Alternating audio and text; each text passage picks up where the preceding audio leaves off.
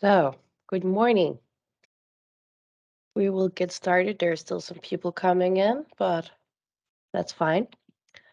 So, good morning, everybody, and welcome to this NOCA event about integrating international talent in your organizations.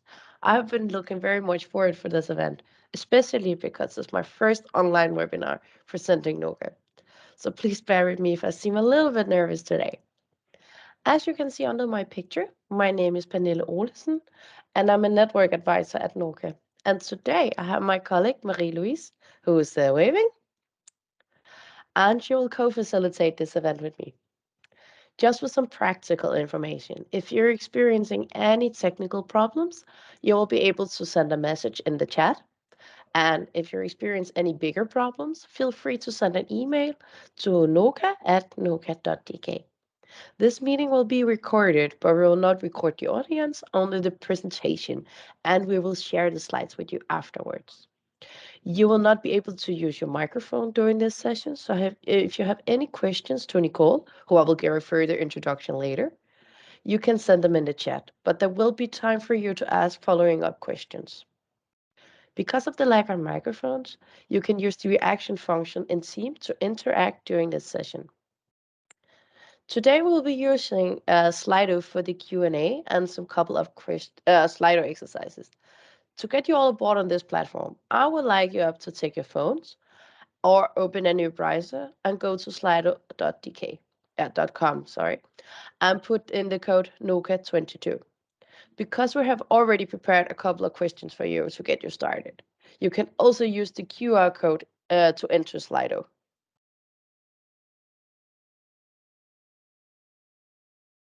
So the first question we have for you today, we like you to answer is, what do you do to integrate, motivate, satisfy international talents in your organizations?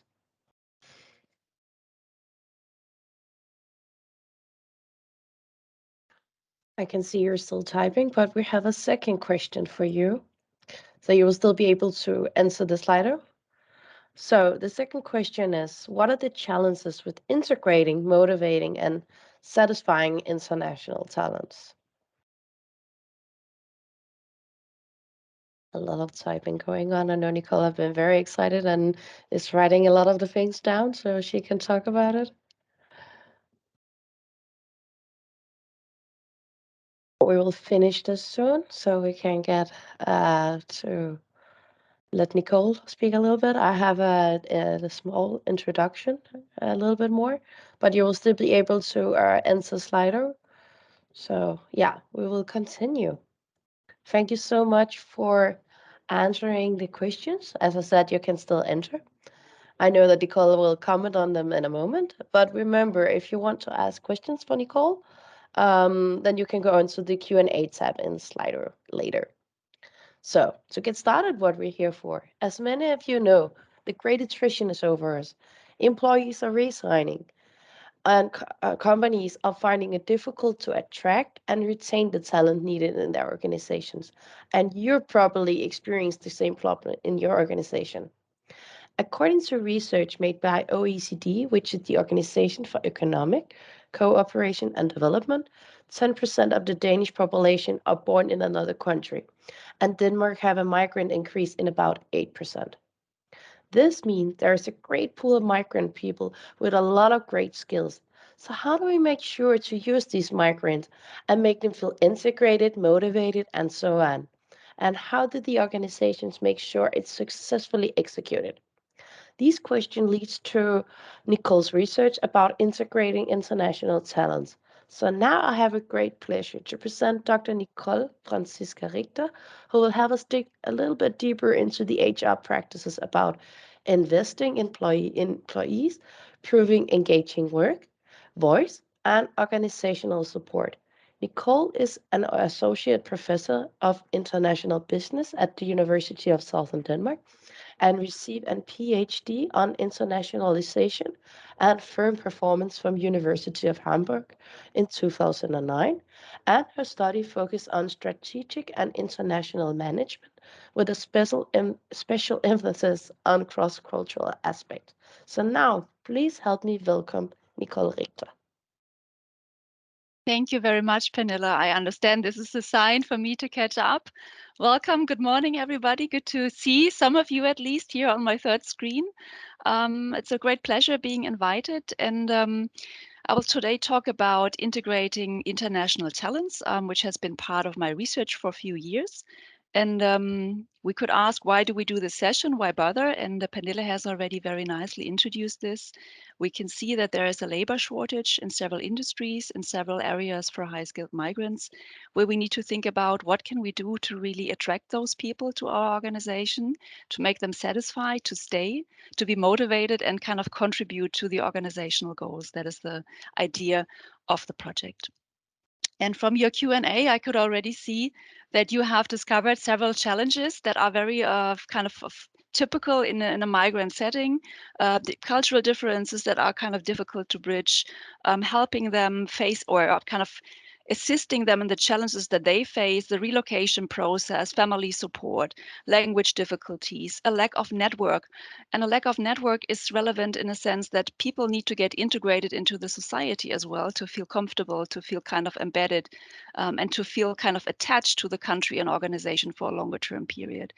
And all of these challenges are there. I mean, we cannot deny that they are there. We cannot kind of delete them in a sense, but we can help using organizational practices, overcoming some of these challenges or mitigating them.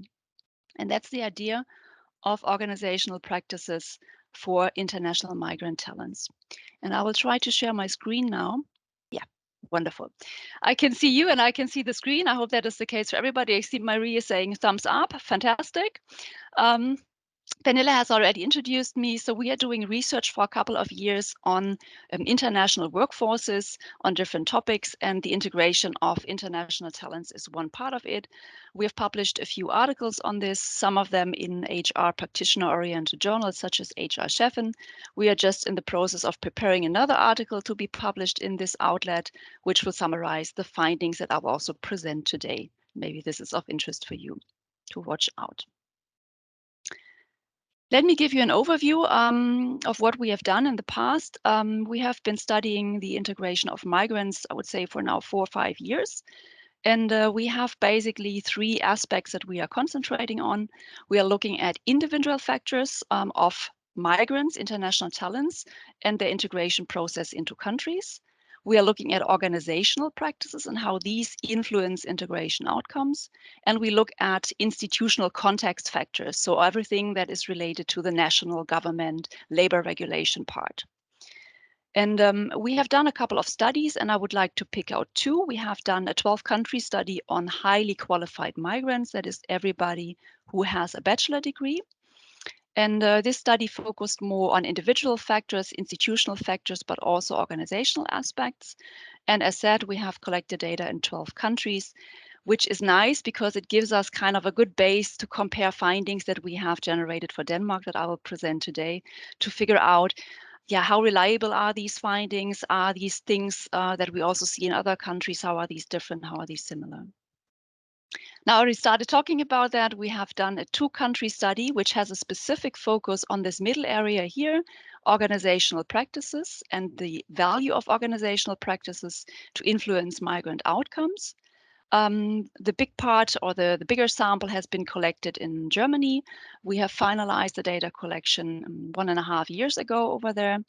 And we are in the process of collecting data in Denmark. Currently, we are at around 93 completed and cleaned high qualitative answers. Process is ongoing, and to find out which kind of organizational practices is it really that matter for the integration of migrants. So I will today present findings from this kind of 2-country study with a focus on the Danish findings. I will always kind of compare what we have in the German market to give you a feeling of reliability. Yeah, so that is where we are at. When we talk about the integration of migrants or international talents, the question is, who are we actually talking about? Who is an international talent? Are we talking about expatriates? Are we talking about migrants? And in our study, we have a specific focus on the migrant community that is different from the expatriates in the sense that they self-initiate their relocation. So it's not an organization that sends or exchanges employees from one place to another. And the idea of migrating usually is that you stay forever. That is what the definition would say. I'm moving or relocating to a different country to stay there and ideally spend the rest of my life there. That's at least the intention. Not everybody does, but that's the intention. So who did we interview in our study? We did interview individuals that were not born in the country that we are looking at. For the Danish study, not born in Denmark, not sent by an organization, and who currently work for pay as an employee. Because we are interested, how are these individuals responding to organizational or HR practices? In the Danish setting, we have at the moment 93 completed answers. We have not a really representative sample for now, so that's why some of the findings have to be watched out with caution, but still we can reflect on the German setting to give you some backing. We have 66% females, we have 8% with citizenship in Denmark, and we have about 45% of these people that we interviewed living in Denmark for less than 5 years. Among these migrants, that's not on my slide, but I can tell you all of them are high skilled. So when we talk about international talents, we have a majority of people who at least have a bachelor degree and or have some kind of vocational training that would kind of qualify as being at medium or high skilled. So we have really the group of people that we would call international talents that we are interested in.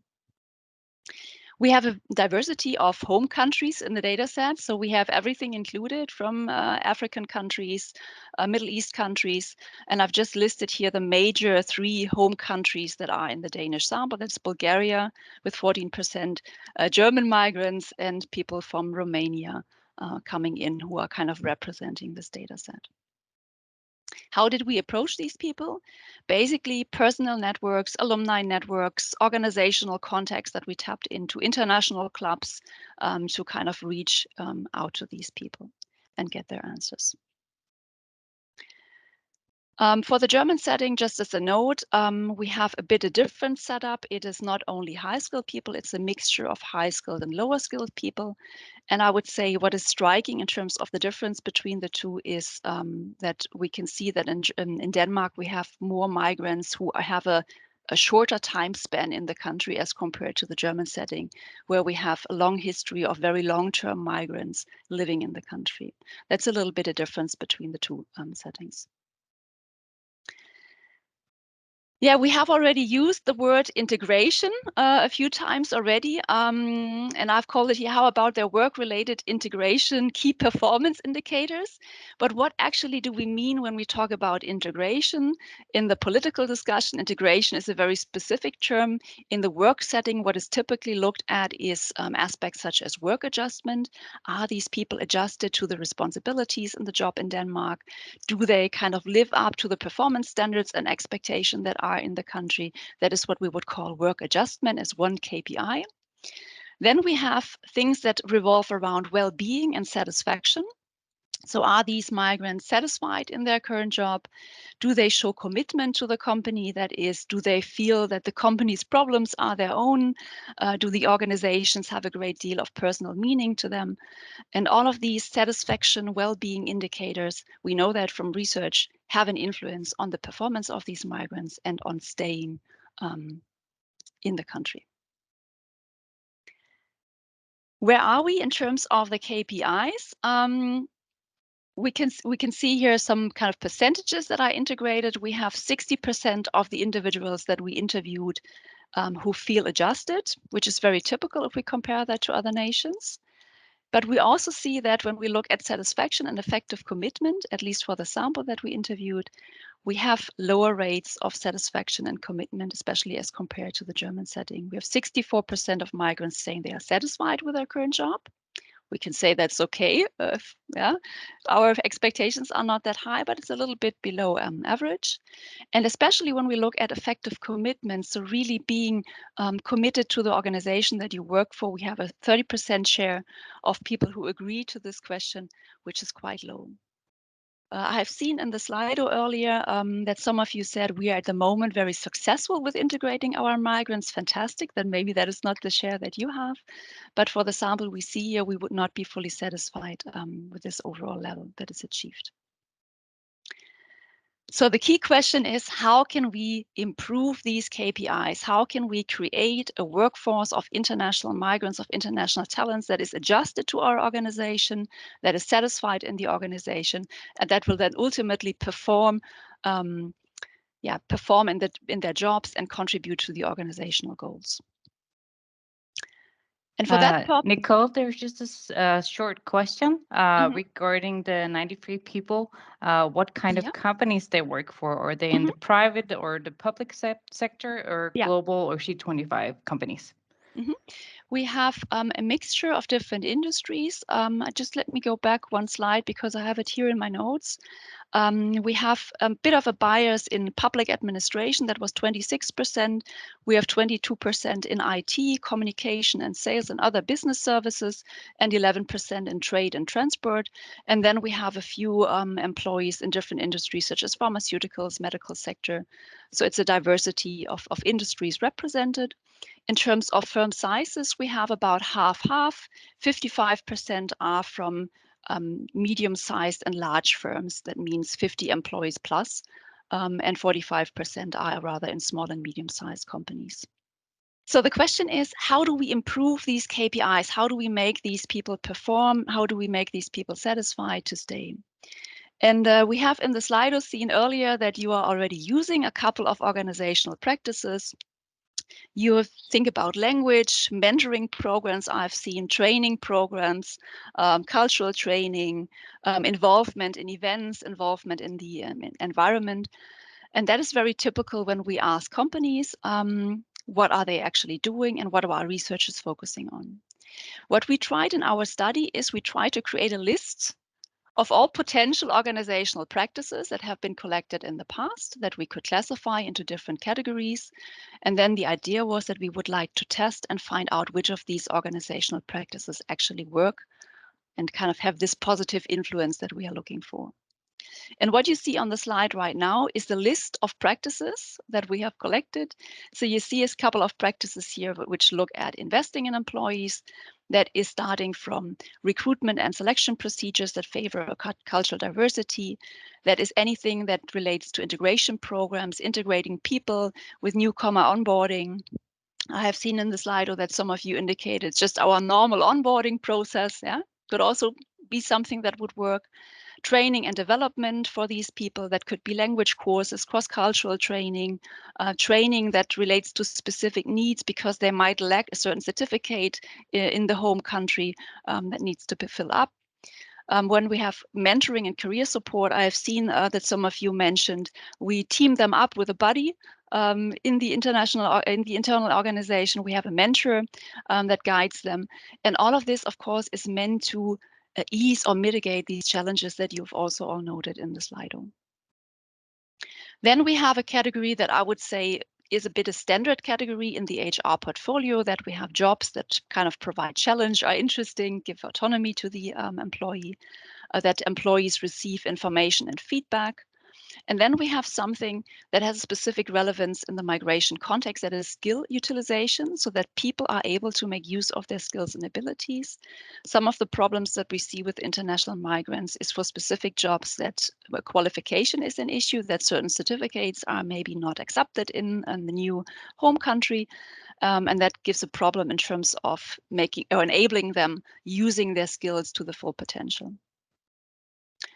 Then we have a full box of positive environment aspects, that is equal opportunities or diversity climate. And I have seen that in the Slido as well. Cultural differences is something that matters. And as an organization, you can kind of contribute in a sense that it is, or cultural differences have to be respected. People from other nations are not discriminated, have the same value in the organization as the national employee. So everything around this kind of positive diversity climate is in this box. Then we have something that I personally find interesting: required and optional social interaction. As a Northern German, I'm not used to being very social as well, but I can see in Denmark it is not very tradition that people at the workplace go out with each other, have a drink. That's at least my perception. And that can be very specific for people from other nations who are used to having this kind of social environment at the workplace. And I think that's relevant even if you're not doing that, letting them know that this has nothing to do with them personally, that people are not going out with them. So I found that a quite interesting category because I can see that here at the university that has been a problem with several international employees from several nations. Then we have aspects of fairness, fair pay. Yeah, so that people are receiving the same pay as their national counterparts if they have the same skills and abilities, that they feel that they have the same job security as their national counterparts, that everything would kind of be in the box positive environment. Then we have a category that is called voice. So everything that represents opinions, ideas of the employee group, two-way communication, maybe employee surveys, any kind of collective representation, a union representing all the workers that give voice to everybody in the organization. And then that also fits to your Slido, organizational support. You have identified, yes, there are difficulties in terms of supporting maybe the family, tax matters, health insurance, everything that might be different for these people coming in. That would be part of what we call organizational support. We have aspects such as non-work related support. That would be everything related, for example, to helping the family to be integrated, finding schools for the kids, any kind of additional paperwork that is maybe not purely related to the salary. That would be non-work support. We have flexible and family-friendly work arrangements, also including aspects of arranging the work schedule along the needs of these international groups. To give you one example, my close friend and colleague, Sarah from Iran, has had trouble with that at my former employee a lot because the former employee usually had a big kind of 2-day event planned on the Iranian Christmas equivalent that they are celebrating. So there is this kind of New Year's event that they are celebrating at a specific date, which has the same value as, for example, Christmas would have for us. And that has caused a high issue usually because she said, I cannot be there for this kind of event because we have this traditional holiday. Then we have developmental performance management and participative supportive management. So everything that is related to career, promotion planning, thinking about promotion plans for these employees in the future. And that is also something that matters because those people would like to know, do I have a long-term career at this organization in this country? Is it worth staying in Denmark, taking all the efforts to stay here? So this is a potential set of things that we have collected from the literature and from different practical studies. And the idea was, let's find out which of these things are actually the ones that matter to integrate the migrants successfully in the organization. We have several research focus areas in the past. I think I will not go through that. We have seen your Slidos that pretty much fitted what we have seen by researchers in the past. They concentrated pretty much on what we have seen on the first Slido today.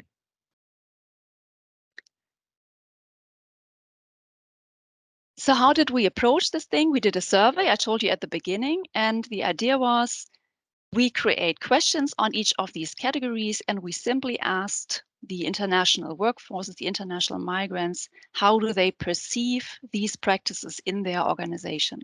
So you can see here just a long list, but just for you to note, it's always in my organization. Then, for example, mentoring is used to support the integration of employees with an international background. And then those people answering the survey had the chance to answer from a slide from 1 to 5. 1, I totally disagree. 5, I totally agree or strongly agree, to find out how strong are these different practices used in the organization. How are they perceived? Before we go on, and Marie is already smiling because I think I have been in time, I hope. The question would be, or what we would like to see is, how do you deliver on certain of these practices? Some of you have already indicated that you are using some of these. So the exercise now would be that Marie comes in with a Slido where you can indicate whether you are actually using these organizational practices. And we picked 9 practices for the Slido, and we would like to figure out how strongly are you using certain practices in your organization. And I think I have to unshare my screen. Is that right, Marie?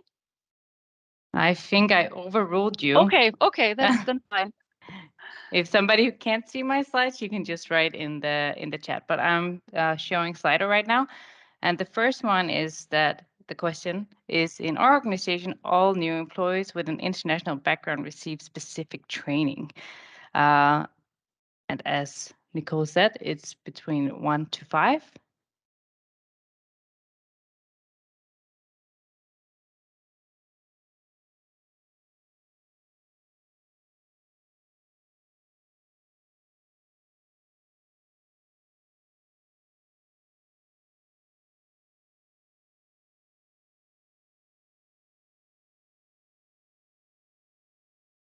And Marie, help me out. Is it clear that what 1 and 5 is, or? Maybe you can just say it once again. Yes, exactly. So the idea would be 1, not at all, and 5, totally agree. So if you are using specific training options in your organization, you would answer with a 5. I'll just give you one more second, because then I'll go to the next one. We have a couple. And did you see the result, Nicole? Can I go to the next one? Perfect. So the next question is, in our organization, mentoring is used to support integration of employees with an international background.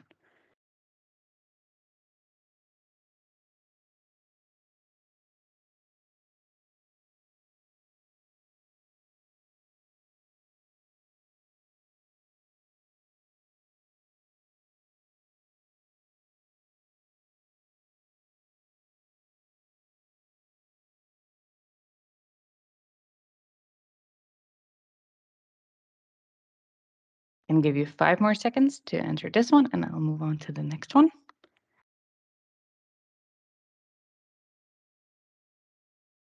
So the next question is, in our organization, it is ensured that international employees can make adequate use of skills and abilities.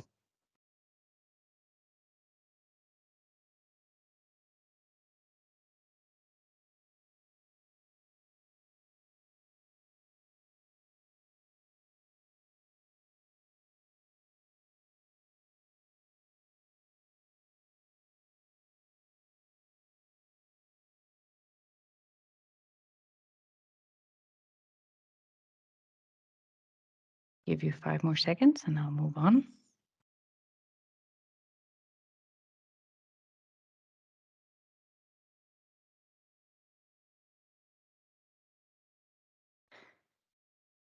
Next question. In our organization, social events are regularly organized.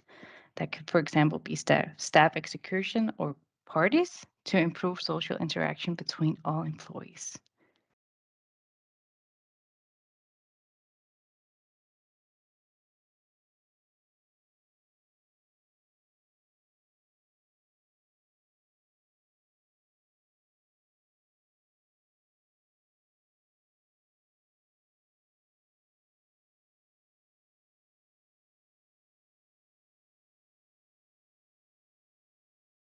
I'll move on to the next one.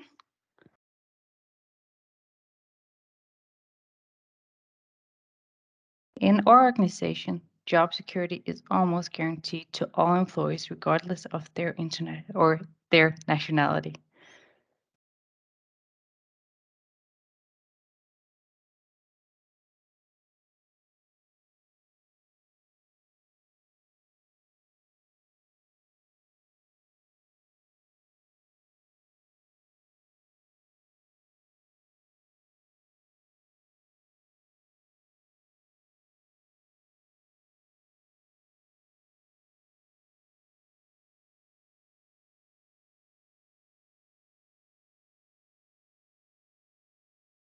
Next question then. In our organization, there are plans for the future career development of all employees.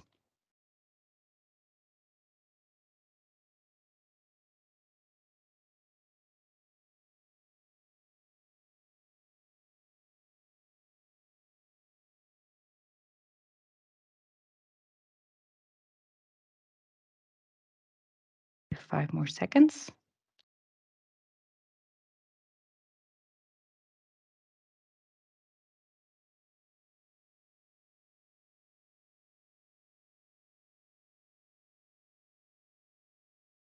in our organization, the promotion process is fair for all employees.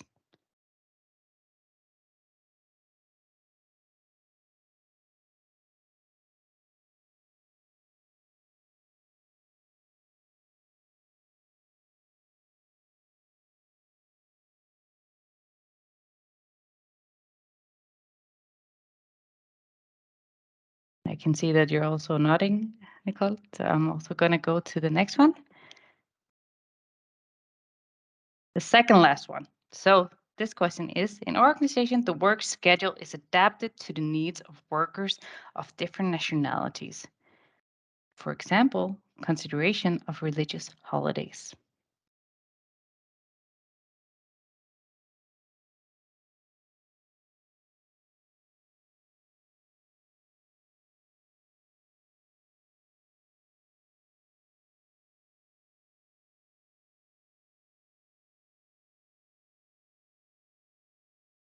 And now I'm moving on to the last question we have here in Slido for you today. And thank you for being so fast at answering everything.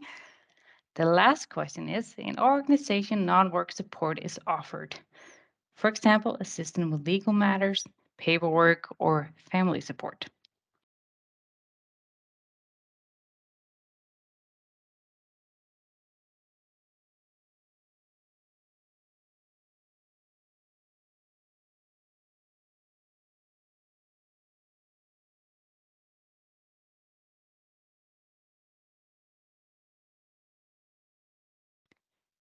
Thank you so much for that. And I just want to ask Nicole, we have a couple of questions for you. Would you like to take them before we're going to go on to the next part?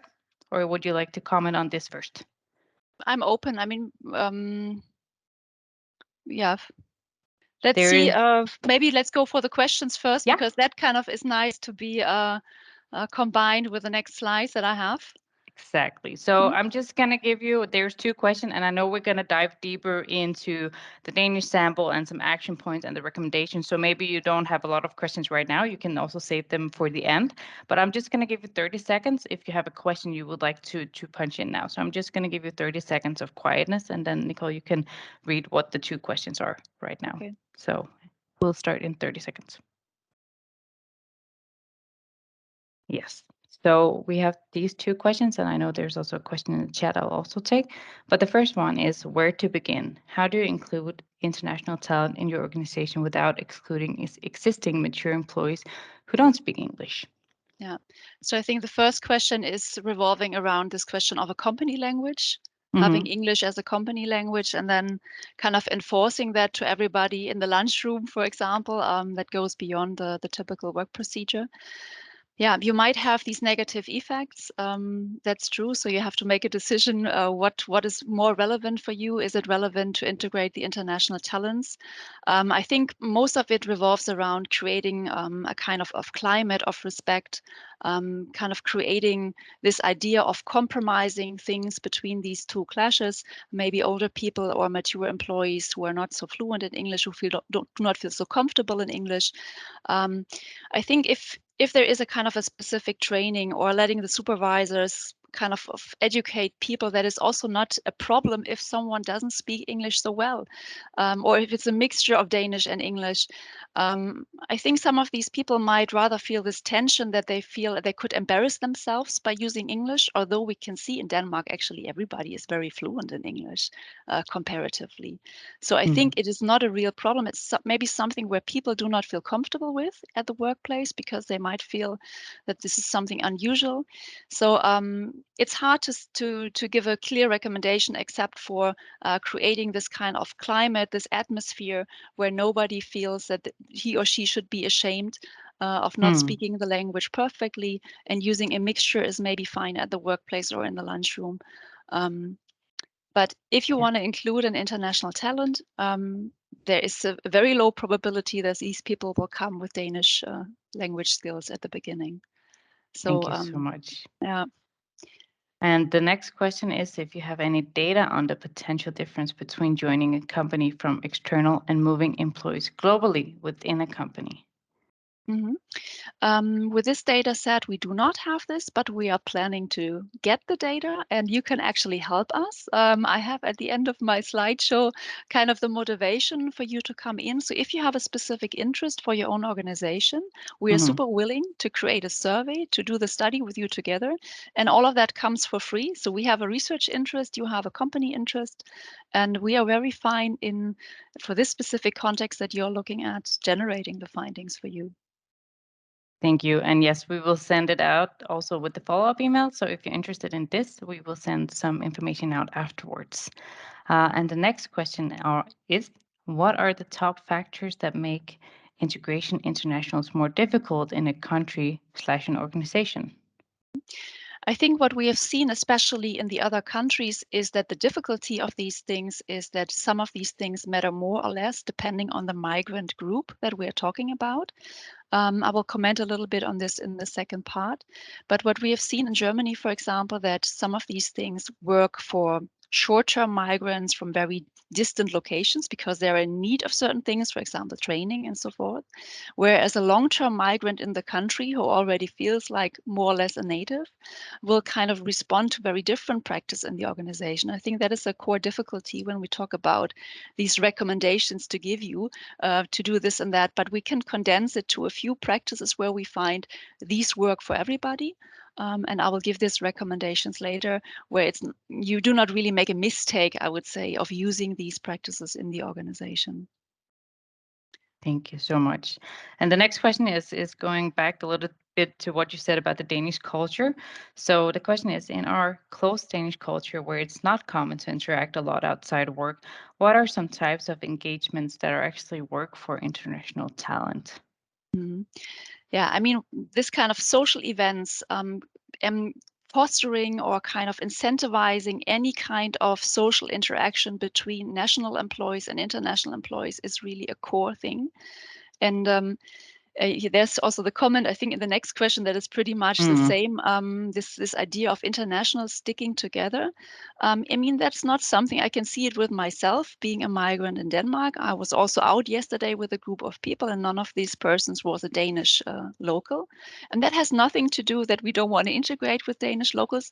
But of course, the Danish people here in the office, they have their long-term friends. They already have their networks.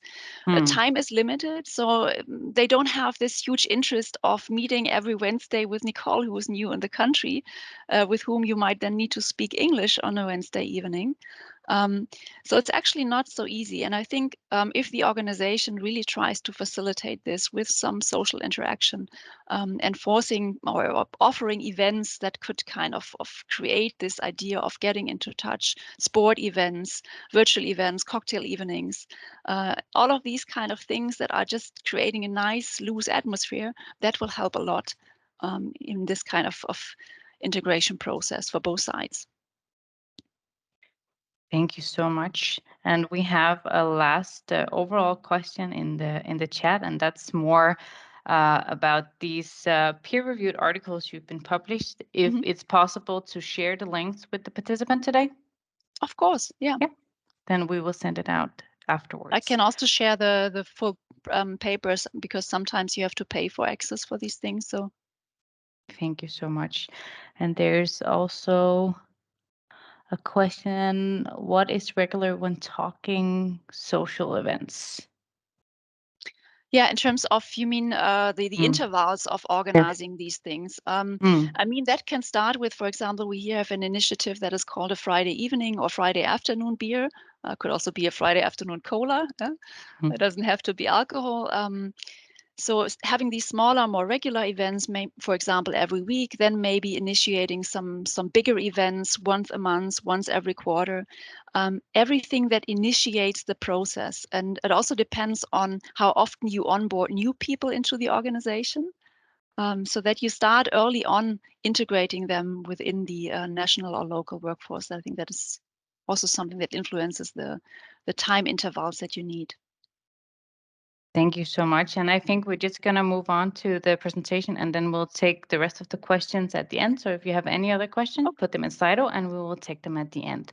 So we'll just go back to your presentation. And thank you so much for answering the questions. You're welcome. Are we automatically seeing the presentation now, Marie? No, so you have to share again.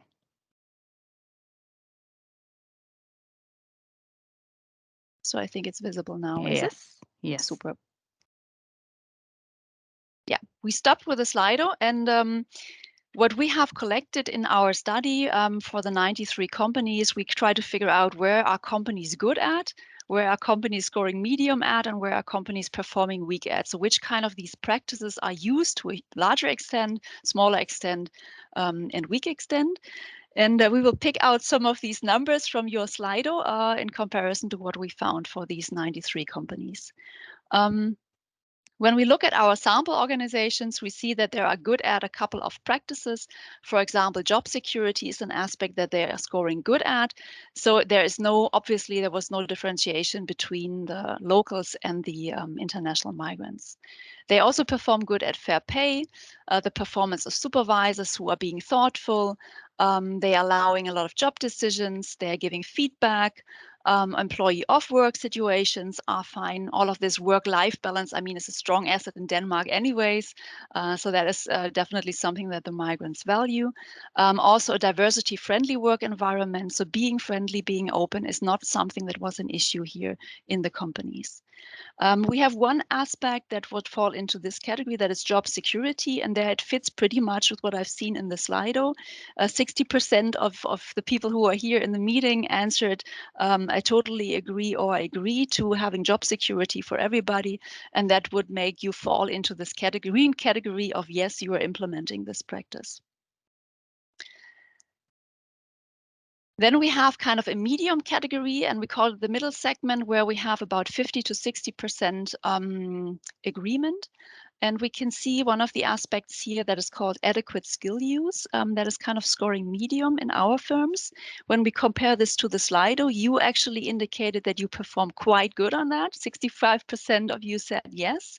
We are guaranteeing an adequate use of skills and abilities of our international talents, which is a good sign. And we have this idea of required and social and optional social interactions. So all of these events that are organized.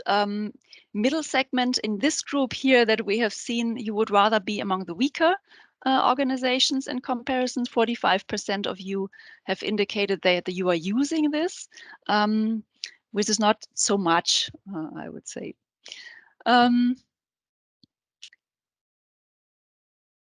And then we had a weaker category for our sample that was practices that they really do not so much use, at least in the perception of the international talents. That is also a warning sign that I have to give here.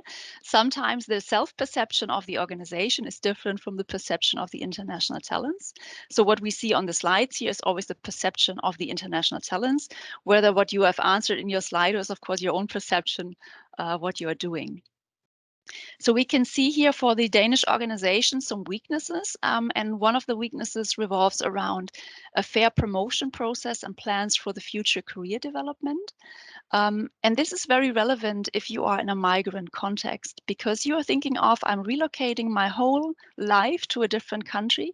That is, I have a long-term plan doing that. I want to be more successful. I want to use the opportunities. And that's why many of these people have a high interest in understanding what is their future development in these organizations. If we compare this to the answers in the Slido, future career development, that was also scoring quite low, 43% in the Slido answered we have this.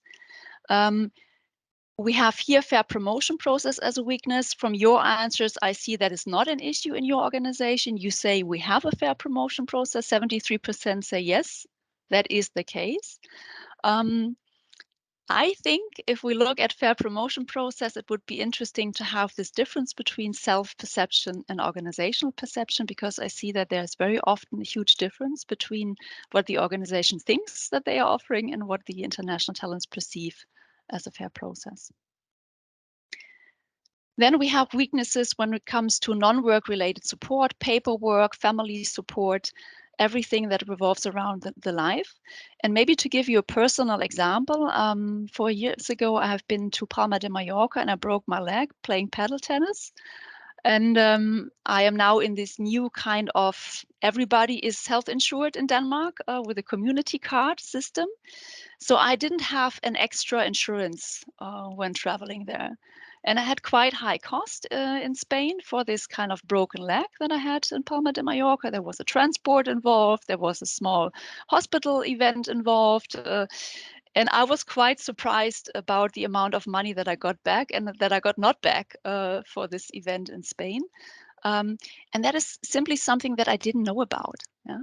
And I was very disappointed at that point in time from SDU or from the organization of not providing me with further information, tips, advice on what to do. Or maybe they could have told me at the beginning of my workplace start that everybody in Denmark has an extra insurance for traveling. Yeah? That this is kind of a common thing. So all of these non-work related aspects that could kind of influence your life are relevant. Work schedule adaptation, also a weakness. Let us maybe compare that to what you have answered. 53%, so you would be in the medium segment. Non-work support, you answered about 45% of you say we are doing that. So the majority is not doing that. Maybe something that you should reconsider. Mentoring, specific training, cross-cultural training was also a key weakness in the Danish companies that we interviewed. If I look at the Slido here, training 15%, mentoring 15% using that. Yeah, that's almost nothing. So the clear majority of companies who are sitting here or represented here in the meeting is not making use of these tools. Although you all recognized at the Slido at the beginning that this is a challenge in the organization. Yeah, I can only recommend reconsidering this. Why do I recommend reconsidering this? Because what we did, we analyzed how are these practices, and now coming back to my initial thought, how are these practices influencing these KPIs? Which of these things matter for work adjustment, satisfaction, and commitment?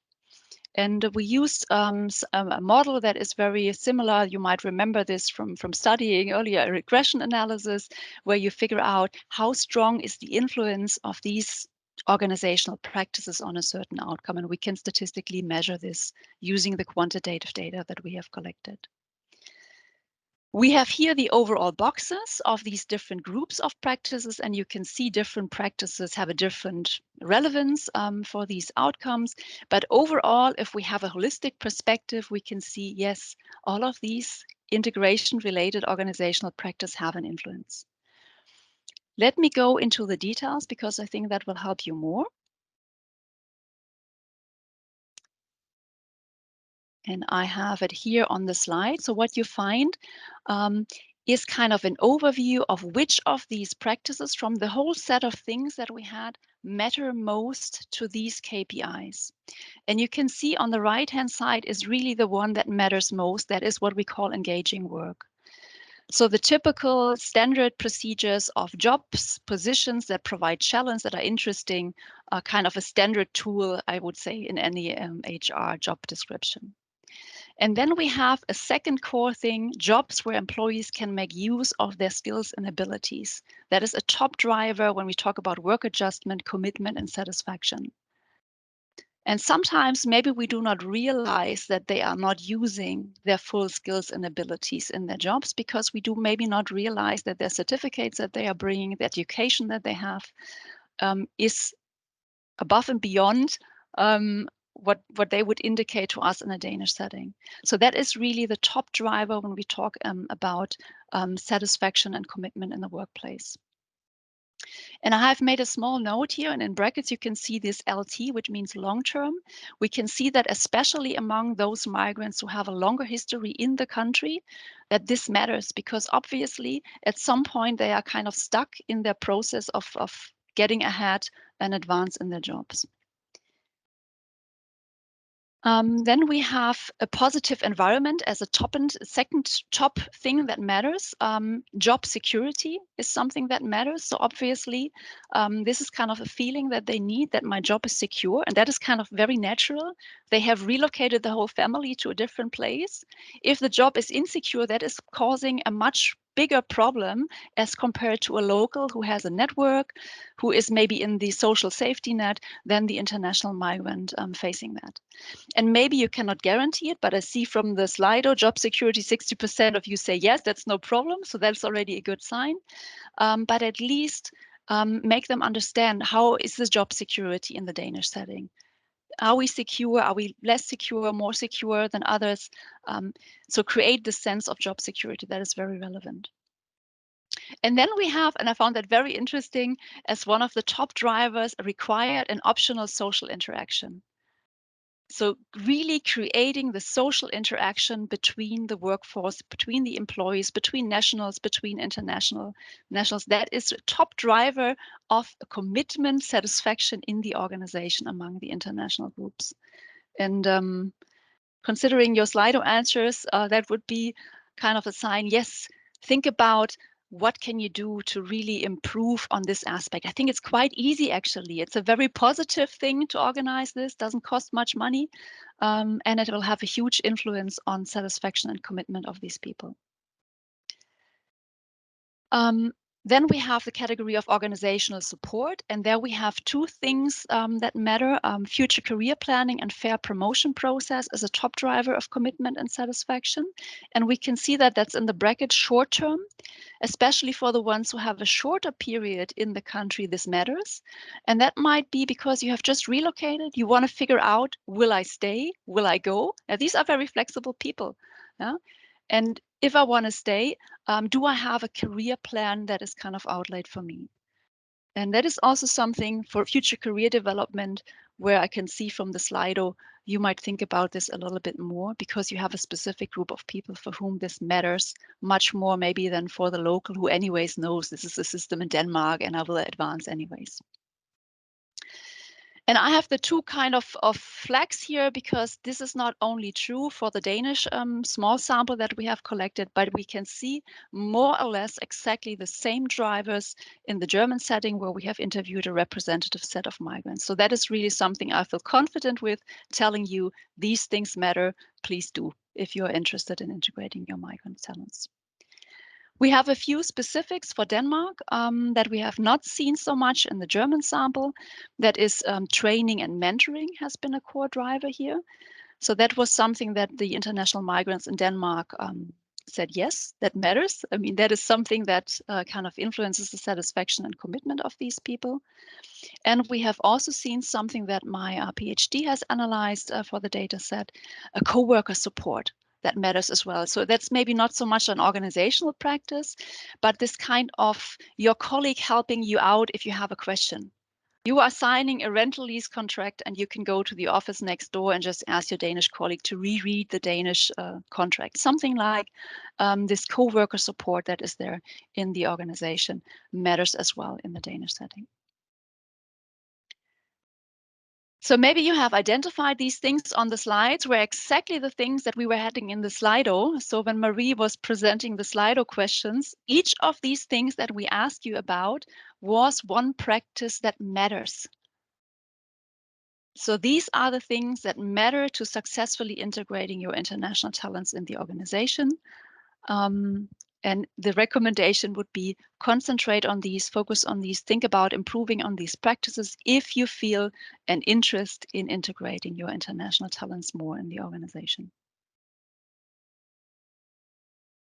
What we have done for our Danish company setting, and that's more something that I can offer to you as well if you're interested in that, we would do some kind of an importance performance metrics to figure out where on these kind of important facets do we score good or do we score weak. And we could do the same thing for your organizational setting if you're interested in going for a survey, for example, that we offer for free. I say that again. We could figure out where do you perform high or low in the perception of your international talents, and where do you need to take action. And the idea of this matrix is to the right-hand side are the things that are more important, and upper on the scale in green are the practices that companies already perform good at, medium at, or weak at. That means if there is something that is of importance where you rather perform weak or medium at, that is something where you should take action. Concentrate your activities on these things that matter very much to the migrants. and where you do not perform very good. For our sample organizations, there were issues in terms of making use of skills and abilities, social interaction between the employees, career development and promotion, non-work related support, and the things that matter in terms of training and mentoring. But that is an individual thing. If your organization is interested in that, we can make something that is individualized for you. Yeah, I think I have highlighted this a couple of times already. So this is the offer. If you're interested in that, Marie will share my email address in the chat or later as a follow-up. Feel free to get in touch. We do that for you. Why are we doing that for you? Because we have a research interest in that. And my PhD, or our new PhD, Alexander, has created this slide. So he is doing a full dissertation process over 3 years on the topic. We have an interest in generating ideas on the mechanisms. You have an interest on your specifics in the organization, and that could go hand in hand, a win-win situation. Marie has asked me at the end of the presentation to sum up and really let you go with a core recommendation. So let me do that. What are like the top 6 things that I would give you as a recommendation for the integration of your talents? First thing, make use or ensure that international talents can make use of skills and abilities. Create a sense of job security among the international talent workforce, facilitate, promote interaction, including social events, anything that can help in creating this interaction, engage in future career planning and ensure a fair promotion process. Yeah. Develop a plan, give the talents a perspective. Consider offering non-work support that can be paperwork, that can be simple information, that could just be a meeting with a coworker, letting that person know what are the specifics in Denmark that for you are very natural and clear, but for the person from the outside are still fuzzy. And if possible, think about training and mentoring of your international talents, as this was something that we figured out for Denmark as a relevant recommendation. Thank you very much. And I think I'm on time. Marie, let me know if you're happy or you're muted. There you go. I don't think I've had a presenter who's been so much on time. So thank you so much for that. First of all, I think we should give Nicole a virtual hand, and you can use the reaction buttons because we have around 14 minutes left. And what we're going to use this time for is to go a little bit back to the questions that you have. I know there's already 3 questions, but I'm just going to give you 1 minute to read the questions or type in your own questions if you have any. So I'm just going to give you 1 minute of quietness from here. So I think we're just going to start slowly with the first question. And the first question is, what are the countries/nationalities more willing to Denmark and integrating better in Denmark? I mean, on the sample size that we have here for the 93, we cannot really say for these different nationalities, but I can give you some insights from the multi-country study that we have done. And for that, we are actually able to see motivation, skills, and abilities. And I can tell you there is not such a thing that a certain nationality or a certain group of migrants is less or more willing to integrate into a certain country. It is more difficult for certain nationalities or migrants coming in when we see a huge distance, for example, to the market. It is more difficult simply because the things are so different. But it's not that we see a different willingness of these people to integrate on average when we look at the numbers. What we found interesting in the multi-country study, maybe an add-on, we could also see that this kind of embeddedness is kind of a two-sided area. Very often people who start being motivated, being willing to integrate, and who face a situation of discrimination and stereotyping, then develop something such as a reluctancy to integrate more or to kind of being willing to invest more into their own integration in the country. So that is kind of a two-sided process at the end of the day, but we don't see a group that is not willing or not having it. Most of these migrants who come and who want to stay, I mean, they have this idea, they relocate their whole life, and the idea is we would like to integrate. And of course, they keep maybe some of their own culture, but that doesn't mean that they are not willing to also integrate into Denmark. Thank you so much. And the next question is, I wonder if the questions would have been answered differently. For example, non-work help more important if the question was asked early after arrival in Denmark. We can, for example, in the German data set, we can make split group analysis and see the short-term migrants versus the long-term migrants. And there we could see, yes, the non-work support is, of course, more important for those migrants who are there for less. We have take the less than 5 years kind of perspective. And at some point, those people know. Yeah, they know about health insurance, they know about the system. So at some point, the learnings are there. But for people who are newer in the country, this non-work support is, of course, more relevant. Yeah. Thank So you there is so a much. difference. Yeah, I can just agree. Thank you so much. And the next question is if we, again, deeper dive, who have answered the social part is very important. Is it singles, families? That's an interesting aspect. I have not yet done an analysis for the split group of single versus family in terms of the social part. The idea being, I guess, from the question that the family ones maybe don't care less because they have their peer group could be an interesting analysis. We have not done it yet, but we have a mixture of people who are single, who are family, and we can see for the overall group, it is relevant, the social part. Yeah. Thank you. And the next one is more about the data perspective. Did you collect qualitative data as well? What examples did talents give of the kind of career planning they value/expect? We have in Denmark not yet collected qualitative data. We are planning to, but we have done in the German setting. So I can give you some example from the German study. And we can see, especially when we look at these highly skilled people, high talents, they would like to see what are the next steps to advance to the next step in my career. Having the better position, the next position that is up in the line, what exactly do I need to do to come to this position? What is the realistic time span going to this position? So what they expect is simply kind of a transparency of things that they need to do to advance. And what we've seen in the qualitative interviews in the German setting, that many of these people feel that this is kind of an intransparent situation where they have the feeling others are promoted, I'm not, and they do not fully get the idea why it's not themselves.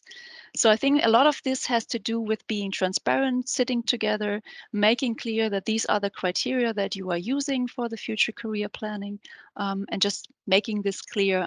So it's not, I think, a different thing that they expect. They just expect that they have this kind of plan and that this is transparent for them. Thank you. So the next one is, what is regular when talking social events? How often? I think we have already, Covered it. yeah. So I'll just do it like this. So the next one is what includes good training seen from your perspective? Yeah. And good training, when we, especially when we talk to the migrants in the qualitative setting in Germany, we can see that good training means specific training that is adapted to the needs. There is, of course, a group of migrants who might be very open to receive a basic understanding of what is happening in the country, what are the cultural values, how do I behave in a meeting, what is appropriate, what is inappropriate. But there can also be migrants that have a longer history in the country that have a specific need filling up certain certificates that might be relevant for them to advance to the next step. So I think good training starts with a good analysis of who needs what. And then, of course, involving partners that you are aware of that they are offering a good quality level of training that you have. But I think the specificity of the training is a core thing here. Not every migrant needs a cross-cultural training coming into the company. Yeah.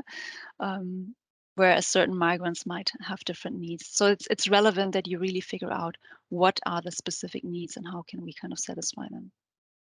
And that's in your interest. Yeah. And I can see that people are nodding and smiling. So I think it's something that resonates with the participants we have here today. Okay, there's actually one last question. So I'll take the last question that just came into Slido. And the question is, are there some factors that are more likely to make high-skilled talent leave? Yeah, I mean, the analysis that we have done works both ways. So not fulfilling these things is all of the things that make them leave. Not having the possibility of making use of their skills and abilities makes them leave. Feeling that their job is insecure makes them leave because yes, that is kind of a natural thing. If you have a fear, I will lose my job next year, then I will search for something else where I have more security. Not being embedded in the society, not having this interaction, the social events. I mean, think about being a migrant. I can talk for myself. You are sitting there in the apartment alone in the evening. And for me, it's not a big thing. I'm commuting back and forth and I have created a network by now. But if you are a migrant and your evening are you are sitting alone in the apartment, that is of course something that is has a huge influence on your well-being overall. So that is something that makes you leave. Not having a future career. I mean, if you come in, you're a highly skilled person, and you don't see a future career in Denmark in your organization. Why not apply somewhere else? And I can see, and that's, I do not know, maybe you have recognized that in some industry, especially the Germans, are doing quite a high a motivated job to kind of attract people from Denmark coming over. Migrants who have been socialized in the Danish setting are welcome to come to Germany to continue with their careers, which is a fantastic thing. You have already invested a lot of money into these people, and they are welcome to continue with their future career somewhere else. So just think about, I mean, if you yourself put yourself in the shoes of these people, these are kind of drivers in the positive side, but they are also drivers in the negative side if these things are not fulfilled. Thank you so much. And I don't think we could end on a better note than that. So I just want to again give you a virtual hand. I can do it in person, but thank you so much. It was a really great and really professional presentation. The last thing I have for you guys today is actually I would like the participants to do a little small exercise with me.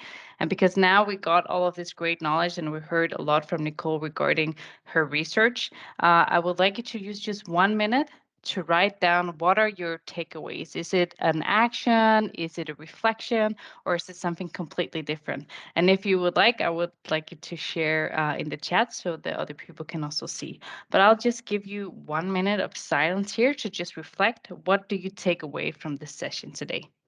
And thank you so much for the great reflection. There's also one in Slido that takeaway is also reflection and more input on the social event. And then we also have the great reflections here in the chat. But I think I want to say thank you to you all for participating today. We will send the material out to you afterwards. And we will also send you the link to the video when it's ready. But if you have any questions, you're always welcome to contact us. And if you have a specific question, you can also stay afterwards. But or else I want to say thank you for coming today, and we hope to see you again soon. Have a great day. Thank you from my side as well. It was a pleasure being here.